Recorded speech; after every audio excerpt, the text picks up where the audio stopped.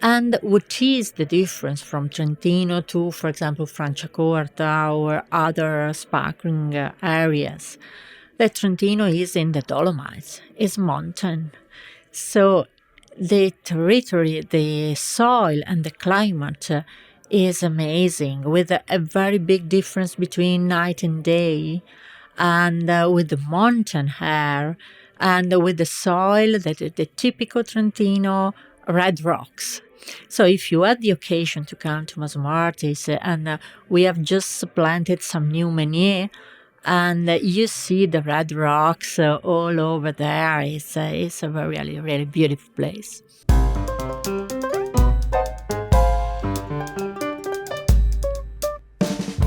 Welcome to Moto di Berry, the podcast about local drinks and local sayings. I'm your host, Rose Thomas Bannister.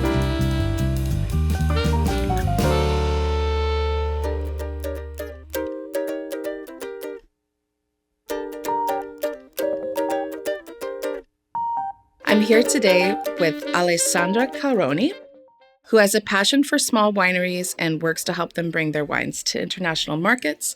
She founded a company called Wine Soul, and she is also a writer, a judge, an educator, and a member of ICE, the Italian Sommelier Association. Alessandra, welcome. Oh, thank you so much. Very, very happy to be here with you. We are meeting for this interview today at a hotel near Central Park, but Alessandra and I met yesterday at a tasting of the wines of Trento DOC, an area in the northeast of Italy that makes sparkling wines in the Dolomite Mountains. Alessandra was pouring the wines of the organic producer Maso Martis.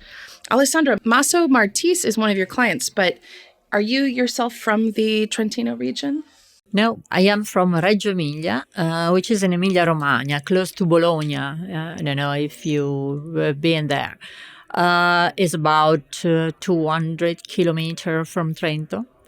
And what's happened is that our region, my place, Modena, Reggio Emilia, that is the food valley, so well known for balsamic vinegar, Parmigiano Reggiano, and Lambrusco. So we born with Lambrusco, drinking Lambrusco, and Lambrusco has bubbles. So we are used to drink bubbles, and we are in love with all the bubbly wines. And when I visited Maso Martis, I was in love with them, with the place, with the people, and with the wines. I really love the wines. It was 2007. And then, more than 15 years ago, and so I started then with them, and it's a very, very beautiful estate, but wines and people are great. Yes, I definitely agree. I really liked the wines that I tasted yesterday. So I like to start the show by asking people for a local saying. What do people sound like? If you see someone and you hear them talking and you say, you're from Reggio Emilia. Yes. Well, when I travel through Italy, and all my friends make joke with me because they hear my accent. We have a particular way of saying the C and the Z that everybody can identify us that we are from Emilia. Can you give me an example in Italian? The pizza. The Z is very very hard, or also the C. Both in Emilia and in Romagna, all over our region. I don't know what kind of word I can tell, because I use, for me it's normal. That for the other is a little bit different. So. What about is like the hard C or the soft C? The soft one. So the soft one is the chi, chi for us, and the Z are really very, very, very particular. Everybody in Italy can recognize us. So if you are interested in using the Moto di Berry podcast as a help to you in studying English or Italian. We also have the same interview with Alessandra in Italian.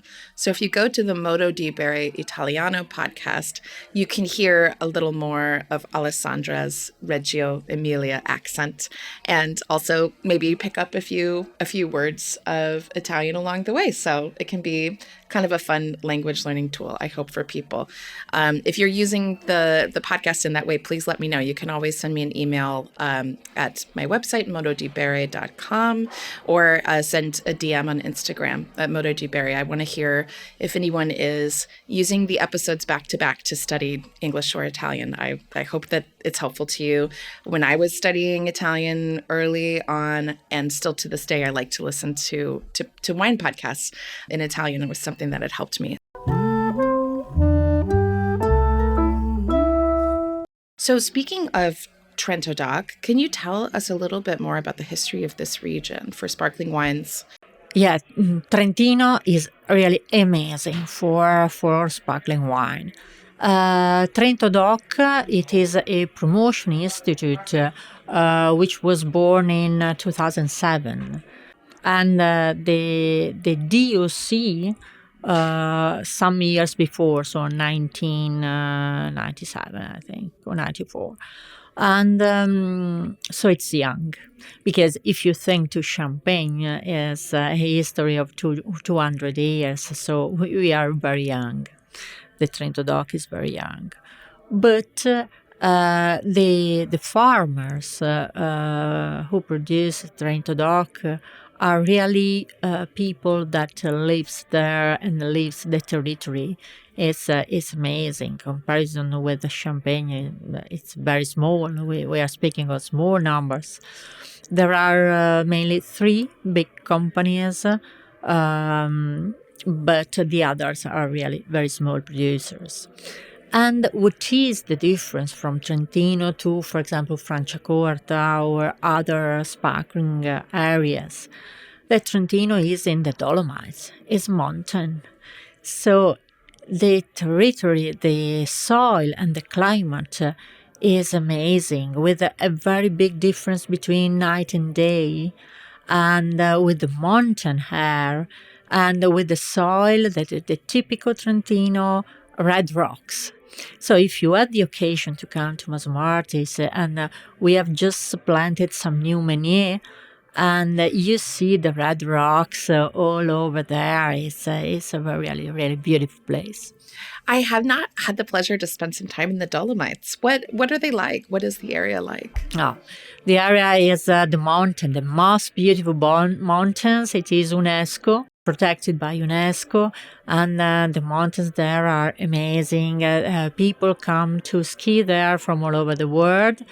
And so the territory, also the vineyards, go from 200 to 1,000 meter altitude. And and in some areas with very difficult also place to pick up grapes, because the territory is hard. It is an heroic viticulture. Really, really beautiful.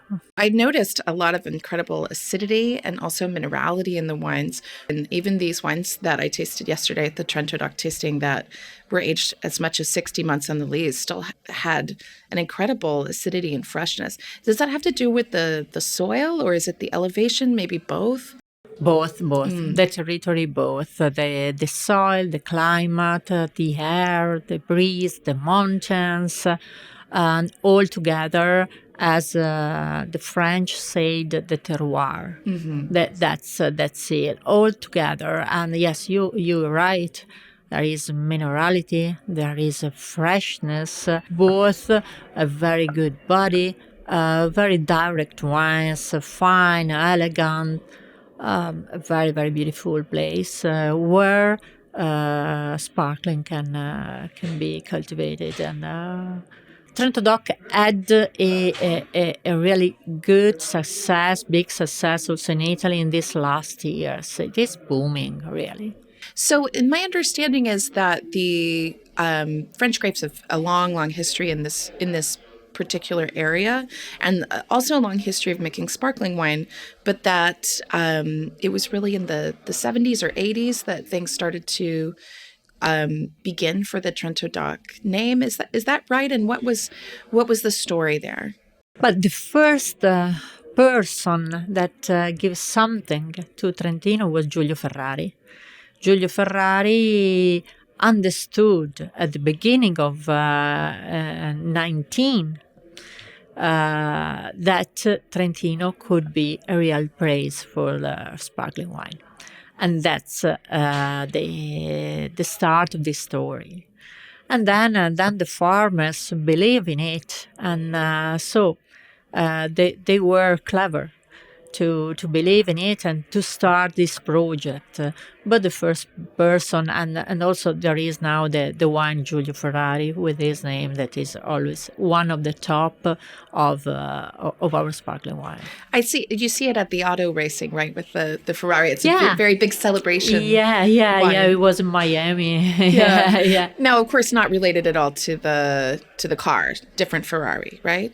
It is different. The Ferrari is of my area. The car is Modena, so it's my area.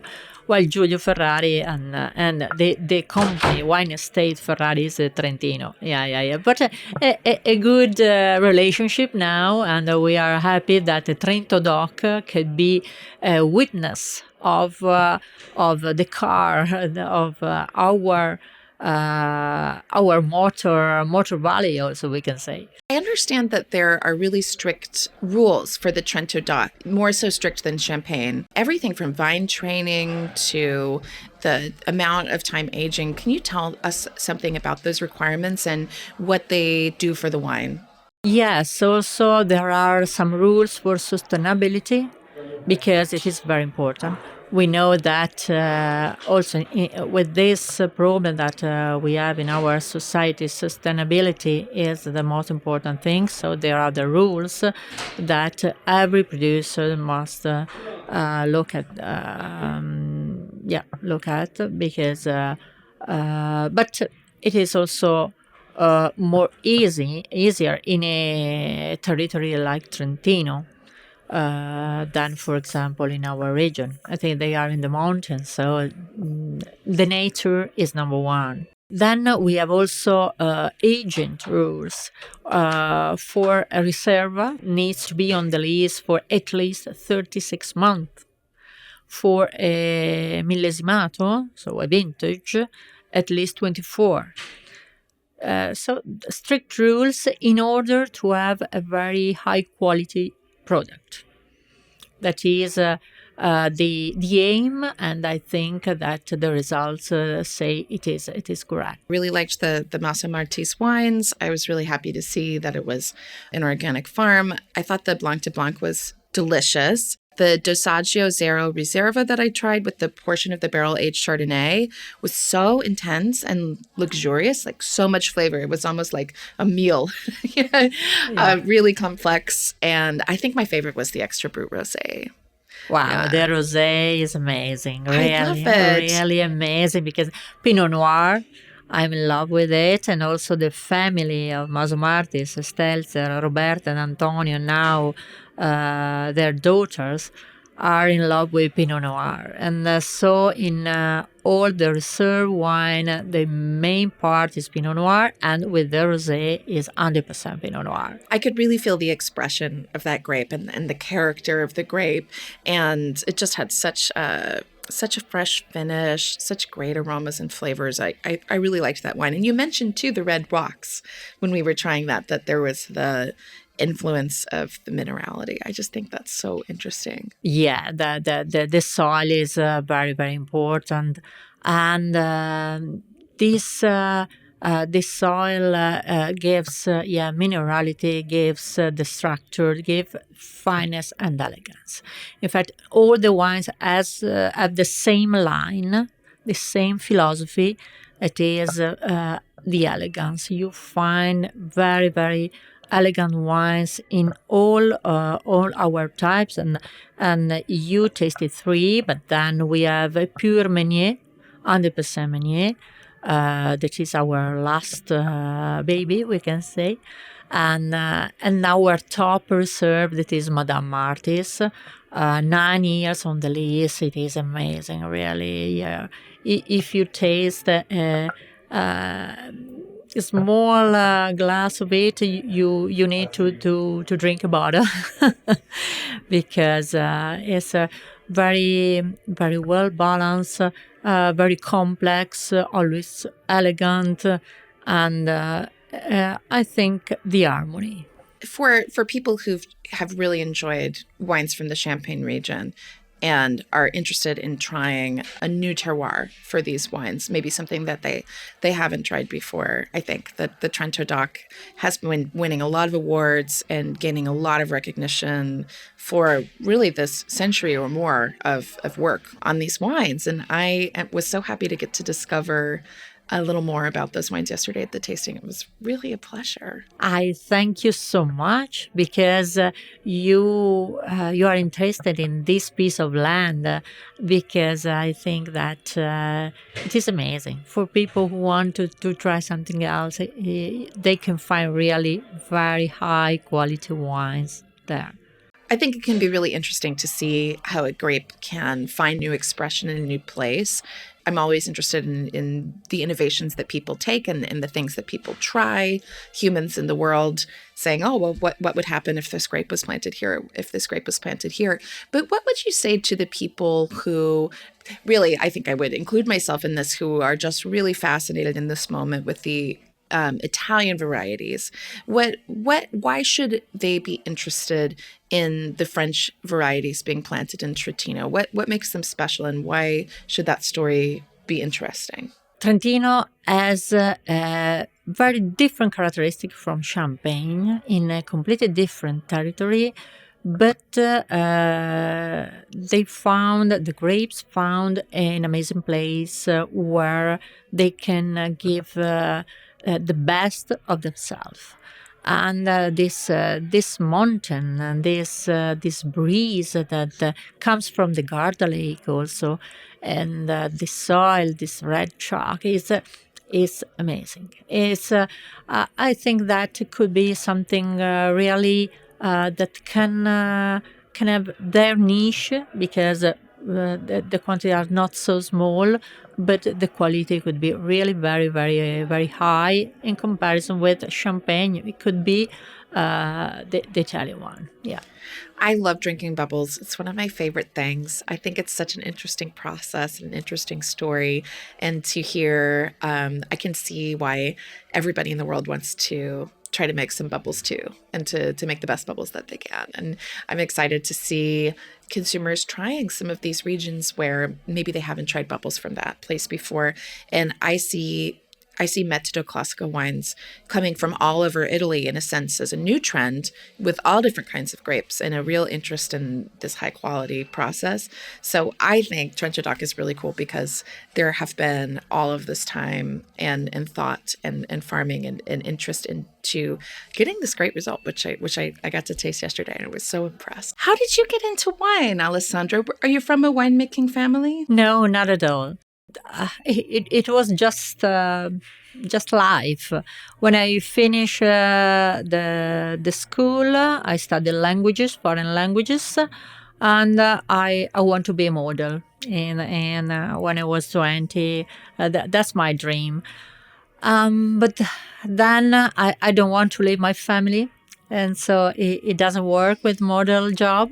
And so I had at that time 7 interviews with the companies in the area to do, and the first one was a winery, and the managing director was looking for a secretary that can speak foreign languages because he didn't speak languages. And so, okay, let's start it like that. What languages did you study? English, German, and French. Wow. So yeah, I like language, but I like English. It's my love.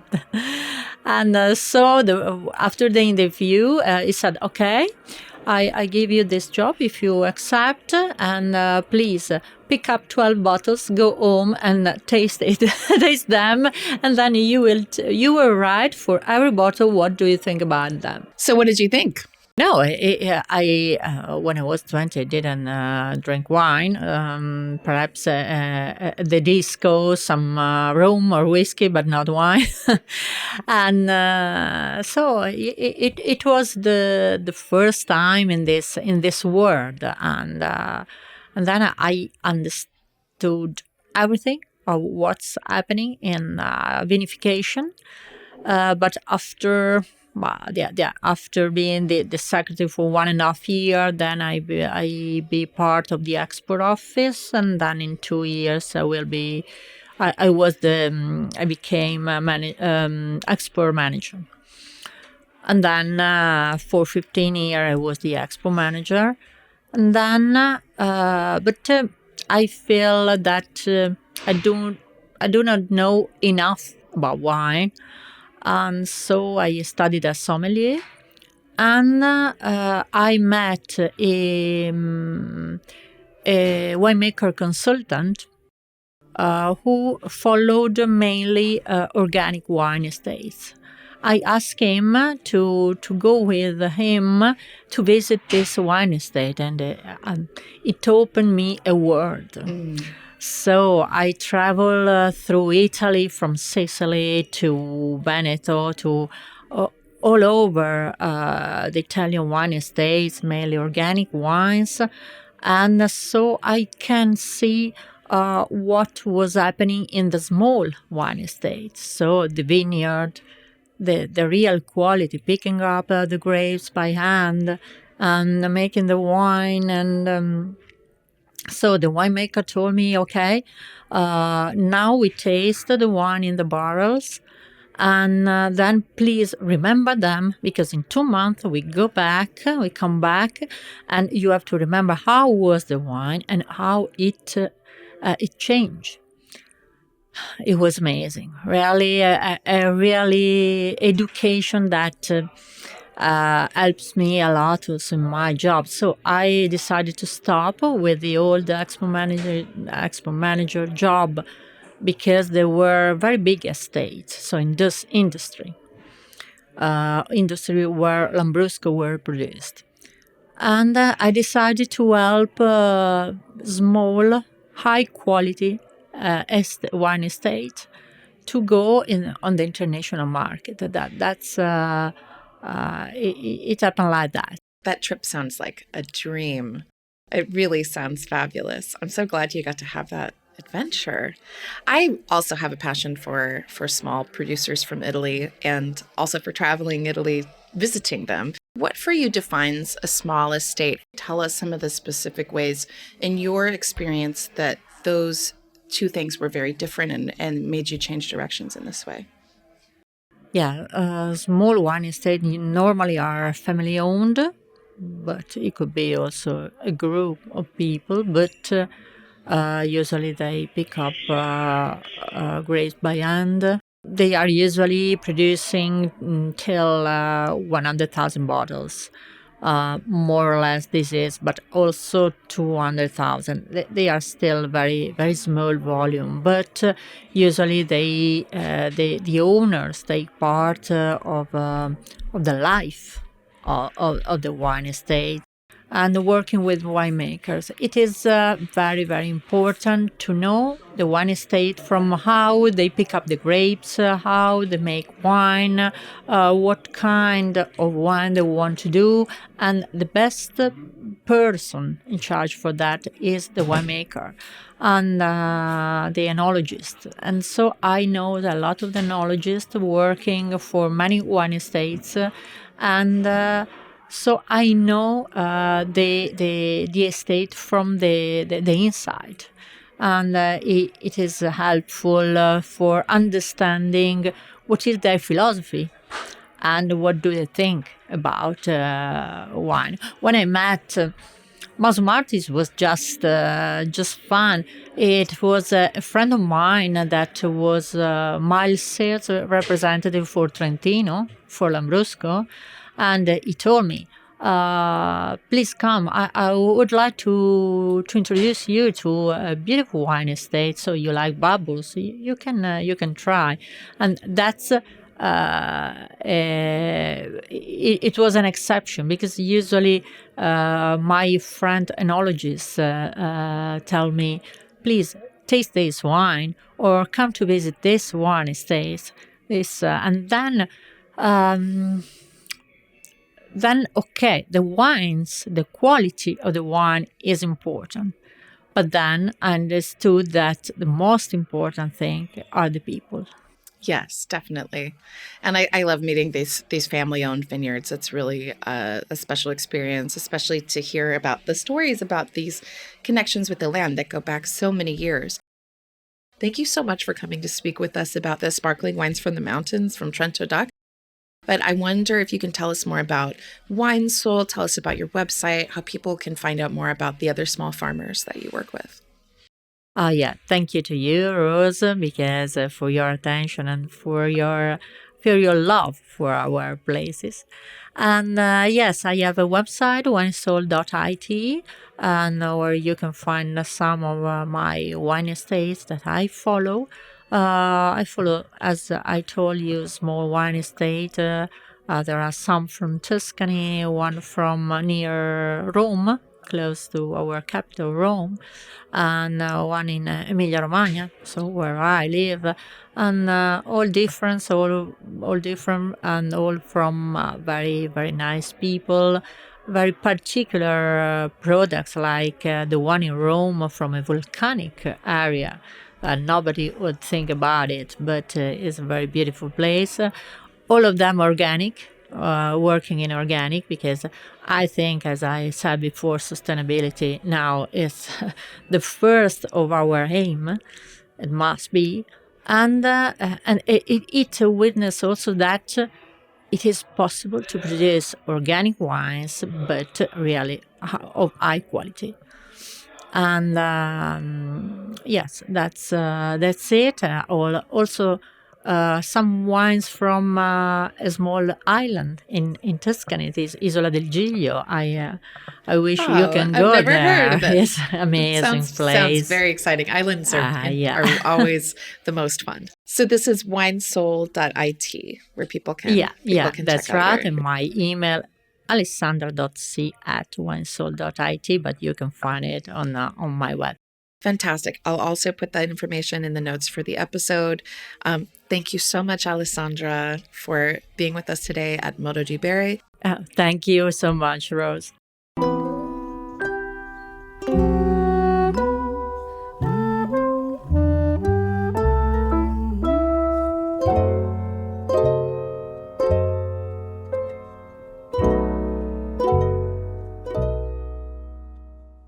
Thank you so much for listening to the last episode of the year. 2023 has been an amazing year when I have devoted myself to sharing stories about local culture through drinks and dialect. I launched Moto di Bere on the last day of February after working on the concept for about a year, in some ways longer. I took a small business class and received instruction in audio and video editing and animation. The hardest thing I had to do, which is something you can't take a class to learn how to do, is to take a leap and try something new. In this case, taking my career as a sommelier and a beverage professional in a creative, educational direction. That's also the part I'm most proud of, along with not giving up when things didn't always go as planned. But it's been a fantastic year. Between the Italian and English podcast, I've recorded, edited, and released 37 episodes. I've met winemakers, olive farmers, cowboys, and people on the street, and asked them to share their local idioms. I documented these experiences by creating and sharing over 120 short videos about local drinks and local language on social media. And I filmed a TV show together with the filmmaker Emilia Agamirzai. The first episode, filmed in Jackson Heights, Queens, the most linguistically diverse location on the planet, is now up on the Moto di Bere YouTube channel with many more episodes to share with you in the new year. Learning how to learn about the wines and languages of Italy has really opened up my world to drinks and dialects from local cultures all over the world. My goal is to share the kind of educational content that I would find helpful myself. I have learned so much this year. I've made so many new friends, I've tasted so many delicious drinks, and I met so many interesting people. If you find Metodo di Bere educational or encouraging, I really hope you go to patreon.com/Metodo di Bere today and sign up to be a patron of the show for $5 a month. I really hope to be able to continue to do this work and share this show with you. Those contributions are what makes that possible, and I really appreciate it. I hope that the new year brings you delicious adventures. Thank you so much for listening. Wherever you go, and whatever you like to drink, always remember to enjoy your life and to never stop learning.